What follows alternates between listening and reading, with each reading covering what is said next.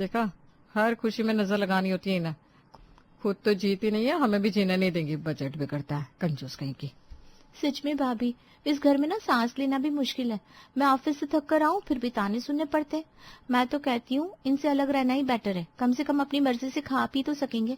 मैं कमाती हूँ फिर भी यहाँ दबकर रहना पड़ता है। पता है तू कमाती है, पर कमाई का रोब मत दिखा। घर का काम तो हम भी करते हैं, बस फर्क इतना है तेरी सैलरी आती है, हम मेहनत फ्री की करते हैं। मैंने रौब नहीं दिखाया भाभी, बस हकीकत बोल रही हूँ। जॉइंट फैमिली का ड्रामा अब मुझसे नहीं झेला जाता। दोनों देवरानियों ने राधा की बुराई तो की, लेकिन अंत में आपस में भी उलझ पड़ी। तीनों के दिल में अब एक ही बात थी, साथ रहने से अच्छा है अलग हो जाना। अगले दिन सुबह किचन में गैस के चारों बर्नर जल रहे थे और तीनों अलग अलग कढ़ाइयां चढ़ी हुई थी। तीनों बहुएं खाना बना रही थी। वो आज फिर लेट हो गया। विकी को तो आलू मेथी ही खानी है आज। कल रात ही बोलकर सोए थे। नीलू भाभी, जरा वो नमक का डिब्बा पास करना। एक मिनट सोनम, पहले मैं ये भरवा शिमला मिर्च ढक दूं। मेरे बच्चों को बस यही पसंद है और इनके पापा को भी। अगर टिंडा या लौकी बना दी तो थाली फेंक देंगे। और हाँ, बच्चों के लिए अलग से आलू फ्राई भी तो बनाने हैं अभी। तभी राधा जो आटा गूंथ रही थी वो आती है। गैस पर चढ़े 3-3 बर्तनों को देखकर सिर पकड़ लेती है। ये क्या तमाशा लगा रखा है तुम दोनों ने? एक गैस पर आलू मेथी, दूसरे पर शिमला मिर्च, तीसरे पर आलू फ्राई। हम कोई ढाबा चला रहे हैं क्या? अरे 4-4 सब्जियां बनाने की क्या जरूरत है? कोई एक सब्जी बना लो, उसी से सब खा लेंगे। भाभी अब फिर शुरू हो गई। अब सबकी पसंद अलग है तो क्या करे? अब क्या हम यहाँ अपनी पसंद का खाना भी ना खिलाएं अपने बच्चों को? हम यहाँ घुट घुट कर नहीं जी सकते। अरे इसमें घुटने वाली क्या बात है नीलू, घर ऐसे ही चलता है। एक सब्जी बनेगी तो बजट भी कंट्रोल में रहेगा और समय भी बचेगा। और बच्चों का क्या है, आज नखरे कर रहा है, कल को आदत पड़ जाएगी। सबको सब कुछ खाना आना चाहिए। भाभी प्लीज, मैं कमाती हूँ तो कम से कम अपनी पसंद का खाना तो खा ही सकती हूँ ना। आप अपनी एक सब्जी वाली थ्योरी अपने पास रखिए। मुझे विकी के लिए आलू मेथी बनानी है और मैं बनाऊंगी। हद है, मैं दीवार से सिर फोड़ रही हूँ। गैस बर्बाद हो रही है, तेल मसाले उड़ रहे हैं और तुम लोगों को लग रहा है ये फ्रीडम है। ठीक है, बनाओ, 4 क्या 10 सब्जियां बनाओ। राधा गुस्से में पैर पटकती हुई किचन से बाहर चली जाती है। ये तीनों अब साथ रहकर भी साथ नहीं थी। खाना बनाकर नीलू और सोनम ने खाना सबको सर्व कर दिया। फिर सोनम ऑफिस चली गई। रात के 8:30 बजे घर के सभी मर्द हॉल में बैठकर टीवी देख रहे थे। राधा और नीलू ने मिलकर रात का खाना बना लिया था। तभी सोनम ऑफिस से लौटी। वो बहुत थकी हुई लग रही थी। उसने अपना बैग सोफे पर पटका और पानी पीने लगी।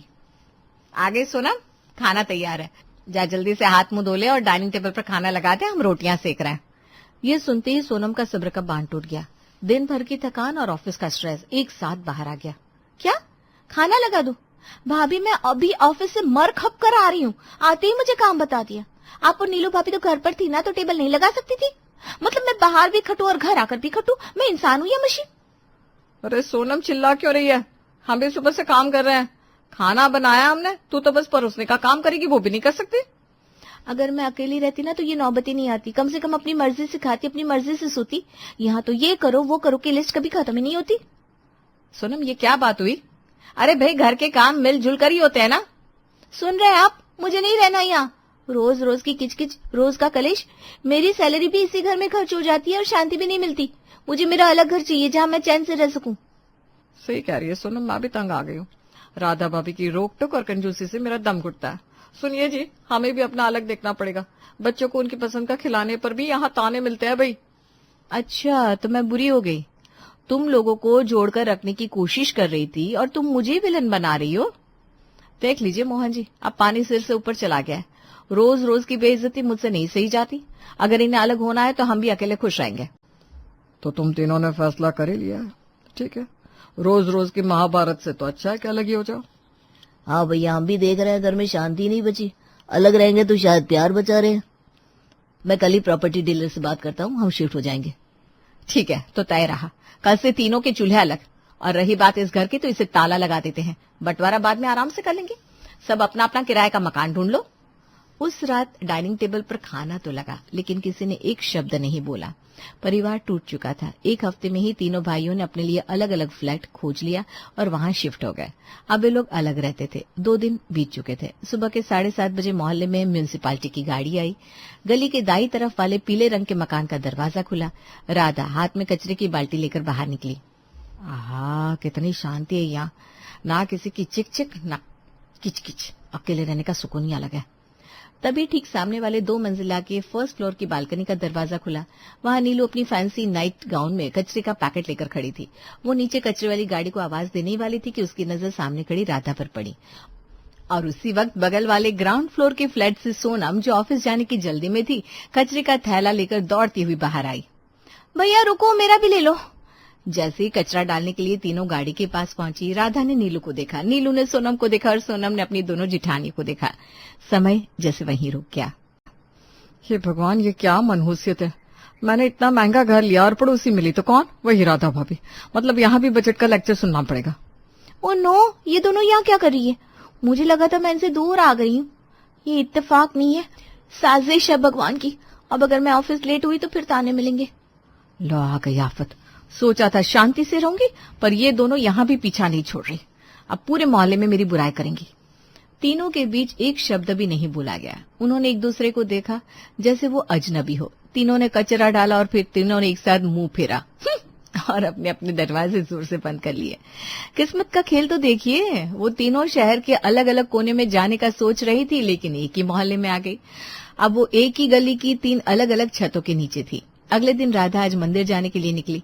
उसने अपनी वही पुरानी हल्की नीले रंग की सूती साड़ी पहनी थी। उसे देखकर मिसेस शर्मा ने कहा, अरे आप ही वो नई किराएदार है ना, जो 4 नंबर वाले मकान में आई है? राधा नाम है क्या आपका? हाँ जी नमस्ते, मैं ही हूँ, मंदिर जा रही थी। अच्छा, बस एक बात को राधा जी, बुरा मत मानिएगा। हमारे इस मोहल्ले में ना औरतें शाम को पार्टी करती हैं, पार्क जाती हैं, हमेशा अच्छे से रहती हैं। अब मुझे देख लीजिए, मैंने जो साड़ी पहनी है वो पूरी सिल्क की है और आप ना बिल्कुल बाई जैसी लग रही है इस हुलिये में। अरे मोहल्ला बदला है, जरा अपना हुलिया भी तो बदलिए। जी, ये मेरी फेवरेट साड़ी है और काफी कंफर्टेबल भी है। कंफर्ट अपनी जगह, स्टेटस अपनी जगह। राधा जी, आपके पति की कमाई कम है क्या? वो आपको खर्चे के लिए पैसे नहीं देते? देखिए, अगर पैसों की दिक्कत हो तो बताइएगा, मैं हेल्प कर दूंगी। मिसेस शर्मा हंसते हुए अपने घर के अंदर चली गई, लेकिन राधा के दिल पर जैसे किसी ने हथौड़ा मार दिया हो। उसका चेहरा शर्म से लाल हो गया। उसे तुरंत नीलू की वो कड़वी बात याद आ गई, समाज में इज्जत कपड़ों से होती है भाभी। राधा घर लौटी। वो सीधे मोहन के पास गई और कहा, सुनिए, मुझे पैसे चाहिए, अभी के अभी। पैसे? अभी तो परसों दिए थे घर खर्च के लिए, क्या हुआ? सब ठीक तो है? कुछ ठीक नहीं है, मुझे शॉपिंग पर जाना है। मुझे नई साड़ियां चाहिए, वो भी अच्छी वाली, ब्रांडेड, और सैंडल भी चाहिए। अरे पर तुम तो कहती थी सादगी अच्छी है। नीलू को कितना लेक्चर देती थी तुम? हाँ देती थी, पर मैं गलत थी। नीलू सही कहती थी, इस दुनिया में सादगी की कोई कदर नहीं है। आज पड़ोसन ने मुझे बाई समझा, उसने मेरी बेइज्जती की। मुझे नहीं रहना ऐसे, मुझे भी अच्छे कपड़े पहनने ताकि कोई उंगली न उठा सके। लाइए पैसे। मोहन ने चुपचाप पर्स निकालकर राधा के हाथ में रख दिया। राधा पैसे मुट्ठी में भीज कर रोने लगी। उसे आज एहसास हुआ कि नीलू भी गलत नहीं थी। उधर कुछ दिन बाद शाम को नीलू के घर में एक अलग ही ड्रामा चल रहा था। नीलू डाइनिंग टेबल पर बैठी बिजली का बिल और किराने की लिस्ट जोड़ रही थी। कैलकुलेटर पर आंकड़े देखकर उसके पसीने छूट रहे थे। हे भगवान, अभी तो महीना आधा भी नहीं हुआ और अकाउंट खाली होने वाला है। जॉइंट फैमिली में पता ही नहीं चलता था राशन कब आया कब खत्म हुआ। राधा भाभी कैसे मैनेज करती थी इतने कम में? तभी बच्चे डाइनिंग टेबल पर आए। ये क्या मम्मी, बस पालक पनीर और कुछ नहीं? फ्राई आलू का है, रायता का है? हाँ मम्मी, मुझे पालक नहीं खानी, मुझे वो वाली पनीर चाहिए जो रेड ग्रेवी में होती है। ये हरी वाली अच्छी नहीं लग रही, मैं ना खाऊंगी। पिज्जा मंगा दो। चुप, एकदम चुप, कोई पिज्जा नहीं आएगा। जो बनाए चुपचाप खा लो। अरे नीलू, क्यों डांट रही है बच्चों को? बना दी थी ना कुछ और। तुम्हें तो शौक था ना, अलग घर में हम रोज दावत करेंगे, अब क्या हुआ? एक ही सब्जी। राधा भाभी कहती थी तो तुम चिढ़ती थी, 4 क्यों नहीं बनाने देती? अब तुम क्या कर रही हो? समीर, मजाक मत उड़ाओ। तुम्हें पता है सब्जियां कितनी महंगी हो गई है, और गैस। अगर मैं रोज 4 डिश बनाऊंगी तो महीने के आखिर में हम हवा खाएंगे, हवा। बजट बिगड़ रहा है समीर। पर मम्मी, आप ही तो कहती थी हम जब अलग रहेंगे तो रोज मैं तुम सबकी पसंद का अलग अलग खाना बनाऊंगी। बेटी की इस बात ने नीलू को आईना दिखा दिया। उसे राधा भाभी का वो चेहरा याद आ गया जब वो समझाती थी, एक सब्जी बनाओ, बच्चे सब खाना सीखेंगे, बजट कंट्रोल में रहेगा। हाँ बेटा, मैं कहती थी पर मैं गलत थी। तुम्हारी बड़ी ताई जी सही थी, घर चलाने के लिए डिसिप्लिन जरूरी है। चुपचाप पालक खा लो, हरी सब्जियां सेहत के लिए अच्छी होती। अगर हमने नखरे किए तो भूखे रहने की नौबत आ जाएगी। बच्चों ने बेमन से खाना शुरू किया। नीलू ने अपनी प्लेट में पालक लिया, लेकिन निवाला गले से नीचे नहीं उतर रहा था। उसे आज राधा भाभी की वो कंजूसी अब समझदारी लग रही थी। चलिए अब जरा सोनम का हाल भी जान लेते हैं। सुबह के 8:30 बज रहे थे। सोनम के नए फ्लैट में ऐसा लग रहा था जैसे कोई तूफान आया हो। सोफे पर कपड़े बिखरे थे, डाइनिंग टेबल पर जूठे कप रखे थे और किचन से जलने की हल्की बास आ रही थी। विकी, टिल्लू के जूते कहाँ हैं? स्कूल बस आने वाली है और तुमने मेरा टिफिन पैक किया कि नहीं? अरे यार सोनम, मेरी ब्लू शर्ट प्रेस नहीं है क्या? मुझे आज प्रेजेंटेशन देनी है और टिफिन वो बना नहीं है क्या अभी तक? क्या खाऊंगा? नहीं पापा, आपको मेरी शादी जहाँ भी करवानी है आप करवा देना। मैं किसी को पसंद नहीं करती। मारवाड़ी लोग हैं, ऊंचे खानदान के हैं, पढ़े लिखे भी हैं। नेहा का बहुत अच्छे से ध्यान रखेंगे। मैं उन लोगों को कल ही नेहा को देखने के लिए बुला लेता हूँ। अपनी ननद के रिश्ते की बात सुनकर आयुषी बहुत खुश हो जाती है। अरे वाह, ये तो बहुत अच्छी बात है। मेरी प्यारी ननद की भी शादी हो जाएगी जल्दी। नेहा, कल तुम मुझे मारवाड़ी ड्रेस पहनना सिखाना और मैं उन लोगों के लिए यूट्यूब देखकर 2-3 तरह की मारवाड़ी टी-शर्ट्स बना दूंगी। क्या जरूरत है ये सब करने की? हैं? जब तुम मारवाड़ी है ही नहीं तो खाली पीली वहां के रीति रिवाजों का नाटक करने की कोई जरूरत नहीं है। जो जरूरी चाय नाश्ता होता है बस वही बना देना, समझे? पर माँ, भाभी तो मेरे लिए ये सब कुछ बोल रही है ना। बोल दिया तो बोल दिया।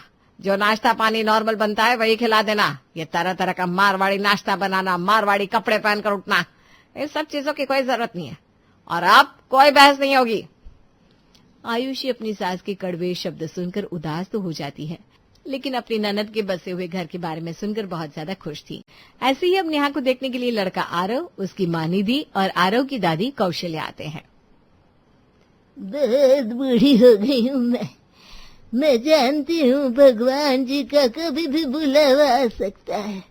बस सोच रही हूँ अपने पोते की शादी देख कर जाऊं। कैसी बात करिए बहन जी आप? अगर भगवान की इच्छा रही तो आप अपने पोते का बच्चा भी देख कर जाएंगी। मैं तो बस यही चाहती थी कि मेरे पोते की शादी हमारे समाज की किसी सुंदर लड़की से हो और उसकी शादी नेहा से हो रही है। वैसे तो आजकल लड़कियां अपनी पसंद की किसी भी बिरादरी की लड़की लेकर आ जाते हैं और घर वालों को हार मानकर उन्हें अपनाना ही पड़ता है। ऐसा मत कहिए माँ जी, आपको नहीं पता पीयूष बेटे ने भी मारवाड़ी में शादी नहीं की बल्कि लव मैरिज करके पत्नी लाया है। निधि की बात सुनकर पूरा माहौल एकदम के लिए शांत हो जाता है और कौशल्या खुद ही अपने बोले गए शब्दों को वापस लेते हुए कहती है, ठीक है ना, वैसे भी आजकल तो ये सब कुछ चलता है। बच्चों की खुशी में ही हमारी खुशी होती है। तो भाई साहब, शादी की डेट फाइनल कर ले। ऐसा ही होता है। अब नेहा और आरव की शादी पक्की हो जाती है और कुछ ही समय के बाद नेहा शादी करके अपने ससुराल चली जाती है। लेकिन आयुषी की जिंदगी में कुछ भी नहीं बदला था। एक दिन पीयूष ने ऑफिस जाते हुए उसे कहा, तुम्हें पता है आज माँ जी का जन्मदिन है तो उनके लिए कुछ स्पेशल करना। वो नेहा तो हनीमून पर गई है इसलिए वो नहीं आ पाएगी। हाँ, मुझे याद है, आज माँ जी का जन्मदिन है। मैंने उनके लिए पहले से एक साड़ी अपनी सेविंग में से खरीद कर रखी हुई है। वैसे भी नेहा के जाने के बाद माँ जी उसे बहुत मिस करती है ना, तो मुझे माँ जी को नेहा और बहू दोनों का प्यार देना है। ठीक है, मैं आज शाम को आते हुए उनके 2-4 दोस्तों को भी ले आऊंगा। उनके साथ बातें करके माँ का भी दिल हल्का हो जाएगा। ये बोलकर पीयूष काम पर चला गया और शाम को पड़ोस की कुछ औरतों को लेकर घर आया। जैसे ही सुगंधा सोकर उठती है तो पूरे घर को सजा हुआ देखकर और केक देखकर खुश हो जाती है। यह सब कुछ करने की क्या जरूरत थी? अब मैं जवान थोड़ी ना हूँ। मेरी उम्र में जन्मदिन में सिर्फ भगवान का नाम लेना चाहिए। अब अभी जाइए माँ, आयुष ने इतने प्यार से सारी तैयारी की है। सुगंधा भी सारी चीजें भूलकर प्यार से केक को कट करती है और पड़ोस की औरतें भी बड़े प्यार से केक को खाती है। लेकिन औरतों की आदतें कहाँ ही बंद होने वाली थी। वो फिर से चुगलियां करना शुरू कर देती है। और सुगंधा की पड़ोसन आरती ने कहा, अरे सुगंधा, जन्मदिन से याद आया, तेरी बहू आयुषी को भी तो साल होने वाला है ना इस घर में आए। अभी तक कोई खुशखबरी नहीं है? हाँ, अभी तो कोई खुशखबरी नहीं है। देखते हैं कब क्या होता है। अरे रे, ऐसे कैसे? तुम्हारे यहाँ तो जल्दी बच्चा हो जाता है। तो पहला बच्चा तो समय से हो ही जाना चाहिए। पति पत्नी के बीच में प्यार बना रहता है। तुम बोलो तो किसी पंडित का नंबर दूं? जब बच्चा होना होगा हो जाएगा। जब इन्होंने शादी अपनी मर्जी से की तो बच्चा भी अपनी मर्जी से ही करेंगे ना। इसलिए कुछ भी देने की जरूरत नहीं है। तो आराम से केक खा और अपने घर जा। सुगंधा आरती को कड़वा जवाब देती है, लेकिन आरती के बोले गए शब्द आयुषी के दिल में चुभ जाते हैं। अगले दिन आयुषी साड़ी पहनकर तैयार होती है और सुगंधा से कहती है, माँ जी मैं थोड़ी देर के लिए डॉक्टर के यहाँ जा रही हूँ, अभी आ जाऊंगी। क्या हो गया बहू, तेरी तबीयत खराब है क्या? देख कर तो नहीं लग रहा। माँ जी मैं लेडी डॉक्टर के यहाँ जा रही हूँ, साल होने वाला है और अभी तक कोई खुशखबरी नहीं है, तो सोचा डॉक्टर को दिखा लेती हूँ। तो पागल हो गई है क्या? बस 1 साल होने वाला है तुम्हारी शादी को, भगवान को जब बच्चा देना होगा दे देगा। कोई नियम है क्या कि शादी के 1-2 साल के अंदर बच्चा हो ही जाना चाहिए? आयुष अपनी सास की बात सुनकर हैरान हो जाती है। सुगंधा आगे कहती है, यह सब कुछ करने की कोई जरूरत नहीं है, जब जो होना होगा होकर रहेगा। चुपचाप जाकर अपने कमरे में आराम करो, समझी? बार बार तुम्हें एक ही बात समझानी ना पड़े। आयुषी को अच्छा नहीं लगता कि उसकी सास ने उस पर गुस्सा किया और वो कमरे में जाकर आराम करने लगती है। एक दिन सुगंधा सूर्य को जल देने के लिए छत पर जाती है, लेकिन जब वो छत से उतर रही थी कि तभी उसका पैर मुड़ जाता है। बहुत तेज पैर में दर्द होता है। ए राम, जान जा रही है, दर्द से बहुत हो रहा है पैर में। आयुषी तभी वहां आती है और सुगंधा को सहारा देकर उसे कमरे में आराम करने के लिए भेज देती है। पत्नियां खामोश होकर एक दूसरे का चेहरा देखने लगी। उन्हें मजाक में भी डर लग रहा था कि ये फैसला सच बन जाएगा। कल को घर सजाने की बात आई तो मत कहना दीवार भी लाल करवा देना खर्च बचाने के नाम पर। ज्योति, लगता है अब मेहमानों से कहना पड़ेगा हमारे घर का ड्रेस कोड सिर्फ लाल है। सही कहा दीदी, ये तो लाल लाल परिवार बनकर मशहूर हो जाएगा पूरे मोहल्ले में। लोग क्या कहेंगे उसकी चिंता मत करो। ताने और मजाक के बीच भी भाइयों का निर्णय नहीं बदला। इस बचत के कारण बहू और सास परेशान हो गए। अब तीनों लोग शाम को दोनों भाई के आने का इंतजार करने लगे। अगर सच में बचत करनी है तो सबसे बड़ा खर्चा बिजली का है, इसे तुरंत कम करना पड़ेगा।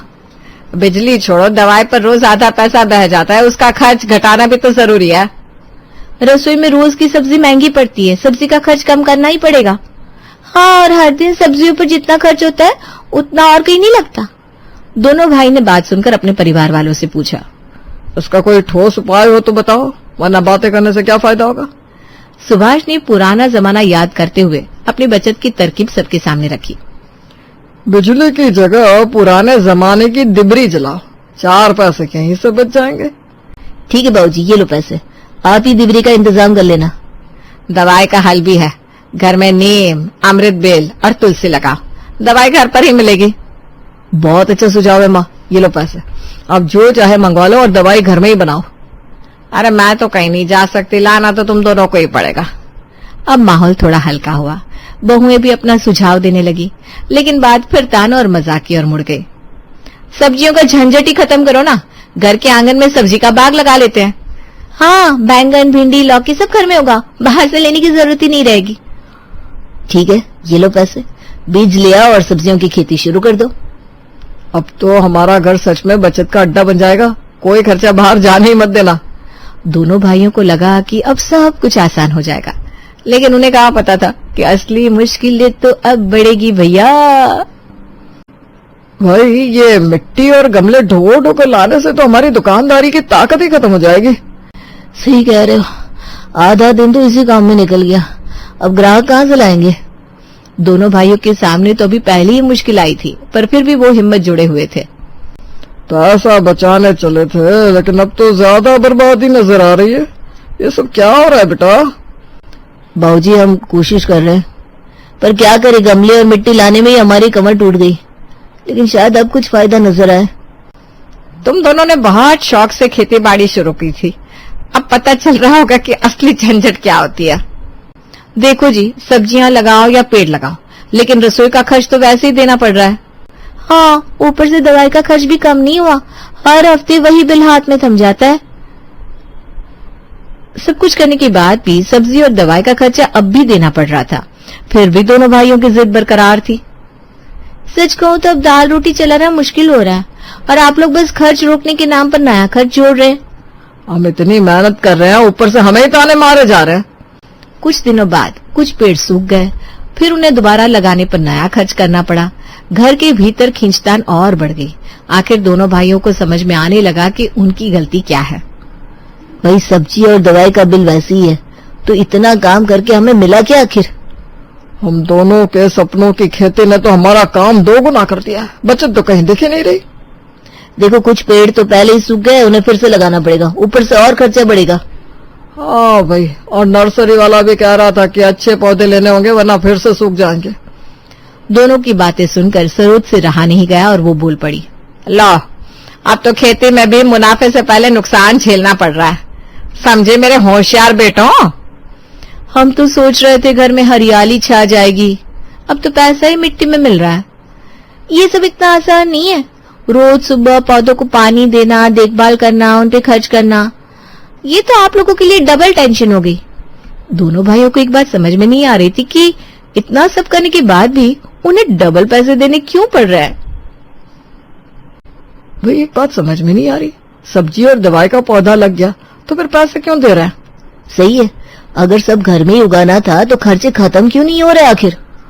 अरे बुद्धू बेटो, पहले पेड़ बड़े होंगे फिर फल देंगे, तब जाकर कुछ काम आएगा। हाँ, और दवा का पौधा बोया है तो पहले उसे जड़ तो पकड़ने दो, फिर असर दिखेगा। भाइयों ने आखिर मान लिया कि घर का हिसाब किताब चलाना उनकी समझ से बाहर है। दुकान की कॉस्ट कटिंग सफल थी पर घर में नहीं। भाई अब साफ है, हमें दुकान पर ध्यान देना चाहिए और घर का काम पत्नी और माँ को सौंप देना चाहिए। हाँ, खर्च बचाने का असली तरीका दुकान में था, घर की बचत तो उल्टा मुसीबत ही साबित हुई। आखिरकार आपको हमारी कीमत का एहसास तो हुआ। घर का पहाड़ जैसा काम कोई मजाक नहीं होता। हाँ, घर की असली अर्थव्यवस्था तो औरतें ही संभालती हैं, बाकी सब बातें बनाने वाले हैं। अब तो यकीन हो गया होगा कि घर और दुकान अलग दुनिया है, औरतें घर बेहतर चला सकती है। दोनों भाइयों को आखिर समझ में आ गया कि कॉस्ट कटिंग सिर्फ दुकान पर ही ठीक है, घर संभालना औरतों का ही असली हुनर है। अनमोल संध्या से बहुत प्यार करता है और उससे शादी करना चाहता है, लेकिन संध्या गरीब परिवार से है, इसीलिए मंजू नहीं चाहती कि उसका अनमोल संध्या से शादी करे। वो अनमोल से कहती है, कान खोल कर सुन ले, ये लड़की मेरे घर की बहू नहीं बन सकती। तेरी शादी उससे नहीं होगी जिसे तू चाहता है, बल्कि उससे होगी जिसे मैं चाहती हूँ, समझ गया? पर मम्मा मैं उसके बिना नहीं रह सकता हूँ। ठीक है, अगर तू यही चाहती है तो मैं ये घर छोड़कर चला जाता हूँ, बस। मंजू और अनमोल में हमेशा संध्या को लेकर बहसबाजी होती रहती है। अनमोल इन सब से थक जाता है और एक रोज संध्या से कहता है, चलो ना संध्या, हम शादी कर लेते हैं। ये रोज रोज की चिक चिक से थक गया हूं मैं। मुझे पता है, लेकिन इस तरह से शादी करना क्या सही होगा? सही और गलत मुझे नहीं पता। ये बताओ, तुम मुझसे प्यार करती हो या नहीं? या बोल दो तो मैं हमेशा के लिए चला जाऊंगा। अरे नहीं नहीं, ऐसा मत बोलो, मैं तुमसे बहुत प्यार करती हूँ। ठीक है, अब हम शादी कर लेंगे बस। अनमोल और संध्या शादी कर लेते हैं और जैसे ही ये बात मंजू को पता चलती है तो वो अपने पति से कहती है, इस लड़के ने मेरी नाक कटवाने में कोई कसर नहीं छोड़ी। कहाँ मैंने सोचा था बड़े घर की बहू लाऊंगी, इतना दहेज मिलेगा, और कहाँ ये गरीब आ गई। ये लड़की हमारे स्टेटस को सूट ही नहीं करती। समाज में इज्जत ना चली जाए, इसलिए मुझे अपनाना तो होगा, लेकिन इस लड़की का जीना मुश्किल कर दूंगी मैं। इसमें उसकी क्या गलती है? बच्चा अपना ही है। अनमोल ने तुमसे कितनी बार कहा था, लेकिन तुमने उसकी एक बात नहीं सुनी। मंजू एक बड़ी सी पार्टी देकर संध्या को घर ले आती है। पार्टी में आए लोग पार्टी की वाहवाही के साथ संध्या की सुंदरता की तारीफ के पुल बांध देते हैं। संध्या की मुंह दिखाई में उसे बहुत पैसे मिलते हैं और कुछ ज्वेलरी भी मिलती है। सभी लोगों के जाने के बाद मंजू संध्या के कमरे में जाकर कहती है, कभी देखी भी है इतनी बड़ी पार्टी? तुमने क्या सोचा, इस घर में तुम रानी बनकर रहोगी? मेरे लिए तुम एक नौकरानी से कम नहीं हो। चलो लाओ वो सारे पैसे गहने जो तुम्हें मिले हैं, मुझे दे दो। तुम इन सब के लायक नहीं हो। मम्मी जी, मुझे वैसे भी इन पैसों का कोई लालच नहीं है। मुझे मम्मी जी मत कहो, ज्यादा भोली बनने की जरूरत नहीं है। संध्या अपने तोहफे मंजू को दे देती है और ससुराल के पहले ही दिन संध्या की आंखों में आंसू आ जाते हैं। अगले दिन संध्या ससुराल में पहली बार खाना बनाती है और संध्या सुबह से लगकर बहुत सारे पकवान बनाती है। लेकिन डाइनिंग टेबल पर जब सब खाने के लिए बैठते हैं और जैसे ही संध्या मंजू की प्लेट में खाना डालती है, मंजू प्लेट उठाकर फेंक देती है और कहती है, तेरे हाथ का बना खाना मैं कभी ना खाऊं। मंजू उसके मुंह पर पैसे मारती है। लो तुम्हारा नेग, आज तक इतने पैसे एक साथ तुमने देखे भी नहीं होंगे। ऐसा खाना तुम्हारे मायके में ही खाया जाता होगा। गरीबों की तरह बना दिया है खाना। अरे हाँ, मैं तो भूल ही गई, जहां से आई हो वहीं जैसा ही तो बनाओगी ना। सुनीता, मेरा खाना बनाकर मेरे कमरे में ले आना। मंजू अपने कमरे में चली जाती है। संध्या फूट फूट कर रोने लगती है। तब प्रदीप उससे कहता है, बेटा रो मत, तूने बहुत अच्छा खाना बनाया है। क्या करे, इस घर में अच्छे इंसान की कोई इज्जत ही नहीं है। मैं मजबूर हूँ, तेरी कोई भी मदद नहीं कर सकता मैं। कोई बात नहीं पिताजी।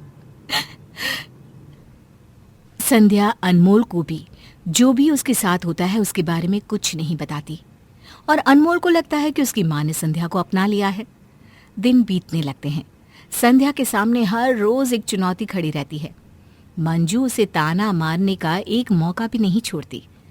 हद तो तब हो जाती है जब संध्या के माँ बाप संध्या के ससुराल अपनी बेटी को देखने के लिए आते हैं। अपनी हैसियत से ज्यादा ही वो अपनी बेटी के लिए लेकर आते हैं और मंजू के सामने रख देते हैं। समधन जी, ये कुछ मिठाइयाँ हैं। ठीक है, रख दीजिए। ऐसी मिठाइयाँ तो हमारे घर के नौकर भी नहीं खाते। मंजू उन लोगों से बात करना तो दूर, 2 मिनट उनके साथ बैठती भी नहीं है। संध्या के माता पिता की आंखों में पानी भर आता है और वे उसी वक्त अपनी बेटी से मिलकर वहां से चले जाते हैं। संध्या अपने कमरे में जाकर खुद को बहुत कोसती है। मुझ जैसी औलाद भगवान किसी को ना दे। मेरे कारण आज मेरे माँ बाप को कितना सहना पड़ा। ना मैं अनमोल से प्यार करती, ना उन्हें ये दिन देखने को मिलता। थोड़ी देर बाद मंजू के घर की बेल बजती है और कुछ लोग बिना कुछ कहे घर के अंदर चले आते हैं। कौन हो तुम लोग और इस तरह मेरे घर में आने की जरूरत कैसे हुई? आपके घर पर आईटी की रेड हुई है। अपना फोन सब जमा कर दीजिए, किसी से कोई कांटेक्ट नहीं होनी चाहिए। ये सुनकर मंजू के पैरों तले जमीन खिसक जाती है। मंजू चाहकर भी कुछ नहीं कर पाती। उसकी सारी प्रॉपर्टी और बैंक अकाउंट वे लोग सीज कर देते हैं। वे लोग उसके घर को पुथल कर रख देते हैं और थोड़ी ही देर में उसका घर किसी कबाड़खाना से कम नहीं लगता। पूरे दिन तहकीकात करने के बाद आईटी वाले रात को जाते हैं। ये क्या हो गया? मैंने तो टाइम पर ही टैक्स भरा था, फिर ये सब कैसे हो गया? कुछ समझ में नहीं आ रहा। अनमोल भी नहीं है यहाँ, मैं अकेला क्या करूं? पूरी सोसाइटी में हमारी नाक कट जाएगी। उतने में संध्या वहां आकर कहती है, पिताजी आप टेंशन मत लीजिए, मैं सब संभाल लूंगी। I am CA. Sandhya business के पेपर चेक करती है और हिसाब किताब करने लगती है। उसे पता चलता है कि मंजू का सबसे खास आदमी ही उनके साथ धोखा कर रहा है। उसने टैक्स भरा ही नहीं और उनके बिजनेस पे भी बहुत सारे घपले कर रहा है। संध्या उसे पकड़ लेती है और अपने दिमाग और अपनी पढ़ाई का इस्तेमाल कर सब कुछ संभाल लेती है। सारे टैक्स क्लियर कर देती है और अपने ससुराल वालों को बचा लेती है। मैंने तुम्हें बाजार से सब्जी लाने को कहा था, ले आई क्या? हाँ माँ जी। अरे सब्जी लाने का काम तो मैंने मेघा को दिया था। माँ जी, मेघा के पैर में दर्द हो रहा था तो उसने मुझे बोल दिया था। अच्छा, अब कहाँ है मेघा? माँ जी, वो अपने कमरे में आराम कर रही है। मैंने सोचा पैर में दर्द है, थोड़ा आराम करेगी तो ठीक हो जाएगी, इसलिए आज सारा काम मैंने ही कर दिया। ठीक है, जाओ। बहू के जाने के बाद लगता है देवरानी जेठानी की दोस्ती गहरी होती जा रही है, तभी तो एक दूसरे का काम कर रही हैं। ये तेरे लिए ठीक नहीं है सरला, ये दोनों मिल गई तो मुश्किल हो जाएगी। अगले दिन सरला और उसकी दोनों बहुएं खरीदारी के लिए बाजार जाते हैं। देखो पायल बहू, ये साड़ी तुम पर ज्यादा जचेगी। पायल भाभी, ये वाली साड़ी देखो, इसका रंग आप पर बहुत खिलेगा। नहीं, मुझे लगता है ये तुम पे ज्यादा अच्छा लगेगा, और मैंने देखा है तुम्हारे पास इस रंग की कोई साड़ी भी नहीं है ना। सच्ची भाभी, अब कितनी अच्छी हो। चलो मेरे लिए तो हो गई, अब आपके लिए ढूंढते हैं। दूसरी ओर दुकानदार सास से कहता है, आंटी जी ये आपकी बहू है? हाँ क्या? अरे माँ जी, इनको देखकर लगता नहीं कि ये दोनों देवरानी जेठानी है, ऐसा लग रहा है दोनों सगी बहनें होंगी। वही तो सोच रही हूँ, इन दोनों की दोस्ती इतनी गहरी कैसे हो गई। घर पहुंचने के बाद सरला अपनी बहन से फोन में बात कर रही होती है। हाँ दीदी, मेरी बहुएं अब देवरानी जेठानी की तरह नहीं रहती, दो सगी बहनें बन गई है मानो। दोनों मिलकर बाद में तेरे सर पे नाचेंगी। तुझे पता है, पहले मैं सोचती थी मेरी बहुएं एक साथ रहेंगी तो घर में शांति होगी, मेरा ख्याल रखेंगी, लेकिन मेरी बहुओं का एक साथ रहना, ओहो, दोनों ने मिलकर मेरा ही जीना मुश्किल कर दिया। एक को कुछ कहो तो दूसरा मुझसे लड़ाई करने लगता है, दूसरे को कुछ कहो तो पहला लड़ाई करने लगे। अरे मुझे रुलाकर दोनों खुश रहते हैं। क्या सच्ची दीदी? और नहीं तो क्या, इसीलिए बोल रही हूँ, अपनी दोनों बहुओं को एक दूसरे से जितना दूर कर सकती है कर दे, नहीं तो वो दिन दूर नहीं जब वो तेरी सुनने की बजाय तुझे उनकी सुननी पड़ेगी। अगले रोज, अरे छोटी, कितना काम करती है बहू, घर का भी बाहर का भी। और पायल को देख लो, जब से तू आई हो मानो उसे तो आज़ादी मिल गई है। कल अपने मायके, आज अपने दोस्तों के साथ, परसों न जाने कहाँ। नहीं माँ जी, पायल भाभी तो कितना काम करती हैं। अरे बहू, तू खुद ही सोच, बाकी दिन तू ऑफिस का काम करती है और छुट्टी वाले दिन पायल तुझे घर के काम दे देती है। नहीं माँ जी, आप ऐसे ही चिंता कर रही हो। अरे माँ हूं ना, अपने बेटे और बहू की फिक्र तो होगी ही। फिर वो पायल के पास जाती है। पायल बहू, अब तुझे अपना खास ख्याल रखना चाहिए, तू माँ बनने वाली है। माँ जी, टेंशन किस बात की, और आप फिक्र मत कीजिए, मेघा के होते हुए मुझे किसी बात की टेंशन नहीं है, वो सब संभाल लेगी। क्यों मेघा, सही कहा ना मैंने? हाँ भाभी, लेकिन भाभी ना एक प्रॉब्लम है, छुट्टी के दिन तो सब मैं संभाल लूँगी, पर बाकी के दिन तो मैं ऑफिस में होती हूँ ना। अरे उसकी चिंता मत करो, उसका समाधान भी बाद में निकाल लेंगे। देखा बहू, पायल बहू ने तो मुझे खुशखबरी दे दी, तू कब सुनाएगी मुझे? इसमें क्या हुआ माँ जी, वो घर की बड़ी बहू है और मैं मेरे पास तो अभी टाइम है। बहू पेट से है और तुझे उसका ध्यान रखना है, फिर उसका बच्चा आ जाएगा, फिर वो अपने बच्चे का ख्याल रखेगी और तू उसका और घर का। चल मैं जरा मंदिर होकर आती हूँ। कुछ दिनों बाद, मेघा सुनो ना, मुझे पकोड़े खाने का मन कर रहा है, बना दोगी? मैं बहुत थक गई हूँ और किचन में ना सब तैयार है, बस तुम्हें तलने हैं। ठीक है भाभी। ये पायल भाभी का कुछ ज़्यादा ही हो रहा है, मैं भी तो अभी अभी ऑफिस से थक कर आई हूँ, मुझे भी आराम चाहिए, खुद तो घर में बैठे बैठे थक जाती है। आखिर सास के रोज रोज के कान भरने से दोनों बहुओं के बीच फूट आ जाती है। फिर एक रोज, सुनो मेघा, क्या तुम कल ऑफिस से छुट्टी ले सकती हो? मुझे डॉक्टर के पास जाना है। भाभी, लेकिन मेरा ऑफिस जाना ज़रूरी है। जानती हूँ, पर भाभी आप जानती हुए भी ऐसा बोल रही हो। आप जानती हो ना मुझे अपना काम कितना पसंद है। मेघा, अगर इमरजेंसी नहीं होती तो मैं तुम्हें कभी परेशान नहीं करती, लेकिन तुम देखो ना। भाभी, आजकल देख रही हो, आप मुझे काम बोलती नहीं हो बल्कि ऑर्डर देती हो, जैसे मैं इस घर की बहू नहीं नौकरानी हूँ। अरे ये क्या बोल रही हो तुम? मैंने तो कभी ऐसा नहीं सोचा, तुम्हें अपनी छोटी बहन समझकर हक से बोलती रहती हो। अच्छा, अगर आपने मुझे छोटी बहन समझा होता तो आप मुझे ये सब नहीं बोलती। मेघा, तुम्हें क्या हो गया है? तुम कौन सी बात को कहाँ लेकर जा रही हो? और आप भाभी, आप क्या कर रही हो? आप अपनी प्रेगनेंसी का फ़ायदा उठा रही हो। माँ जी आपके बारे में सही बोलती हैं, मैंने आपको बहन मानकर सबसे बड़ी गलती की है। आप तो बहुत ही चंट चालाक हो, दूसरों को काम पर लगाकर खुद आराम करती हो। मुझे उसी दिन माँ जी की बात को मान लेना चाहिए था, पर मैं ही पागल थी। मेघा के जाने के बाद सास घर आती है। देख पायल, मैं तेरे लिए और बच्चे के लिए क्या क्या लाई हूँ।